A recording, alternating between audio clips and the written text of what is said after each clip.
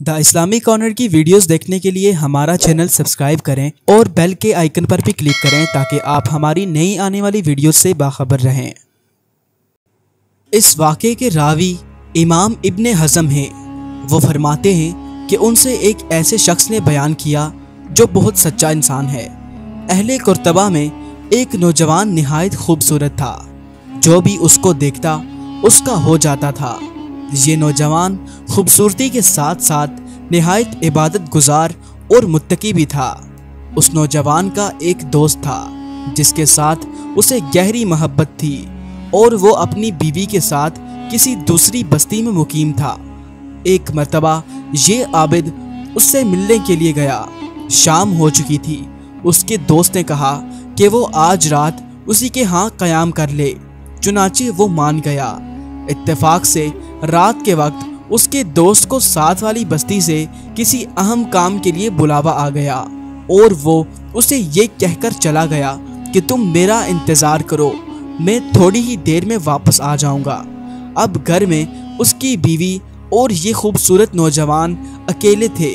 सर्दी का मौसम था और बारिश भी हो रही थी और यूं भी उस इलाके में सर्दियों की रातें बड़ी लंबी और तारीक होती थीं।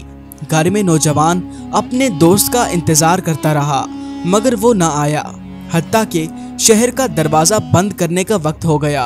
उसको कोई ऐसी मजबूरी आन पड़ी कि वो ना आ सका। इधर उसकी बीवी को भी यकीन हो गया कि उसका खावंद रात को वापस नहीं आ सकेगा।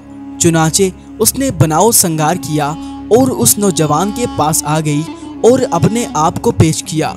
नौजवान आबिद ने इनकार किया मगर औरत ने बार बार उसको दावत गुनाह दी। नौजवान थोड़ी देर के लिए बहका मगर फौरन ही संभल गया। चिराग जल रहा था। उस नौजवान ने अपना हाथ चिराग के ऊपर किया और ज़रा सा हाथ चलने के बाद पीछे खींच लिया।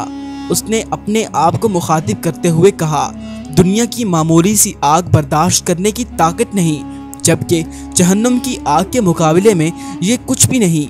उस औरत ने फिर दावत गुनाह दी। नौजवान ने फिर अपने जिस्म को आग के करीब किया। जिस्म जला तो उसने फिर पीछे कर लिया। इस तरह जब भी उसको गुनाह का ख्याल आता वो अपने आप को आग के शोले के करीब करता और ज़रा सी हिद्दत बर्दाश्त करके अपने आप को पीछे कर लेता। गर्ज के सारी रात उसने इसी तरह जागते हुए और तौबा व इस्तिग़फ़ार करते हुए गुजार दी।